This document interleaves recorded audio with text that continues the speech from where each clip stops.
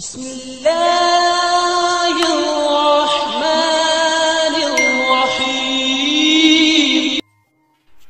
अस्सलाम वालेकुम फ्रेंड्स, क्या हाल चाल है। उम्मीद करता हूँ सब दोस्त ठीक ठाक होंगे अल्लाह ताला के फजल करम के साथ। तो फ्रेंड्स, आज की न्यू वीडियो स्टार्ट करते हैं। वीडियो स्टार्ट करने से पहले तमाम दोस्तों से दरख्वास्त है कि मेरा YouTube channel health tips home subscribe कर दें और बेल आइकन को प्रेस कर दें ताकि जो भी न्यू वीडियो है इसका नोटिफिकेशन आप तक पहुँच सके। तो आज का जो हमारा टॉपिक है वो है फालिज के मरीज़ों के इलाज के लिए वीडियो गेम मुतारक। फालिज के हमले के बाद लोगों के हाथों और बाजू कमज़ोर हो जाते हैं।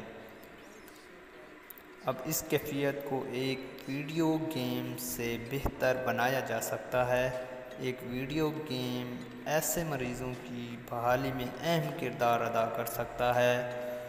माहिरीन ने रिकवरी रैपिड्स के नाम से एक वीडियो गेम बनाया है जो मोशन सेंसर वीडियो गेम पर मबनी है। तो उम्मीद करता हूँ आपको ये इंफॉर्मेटिव वीडियो पसंद आई होगी।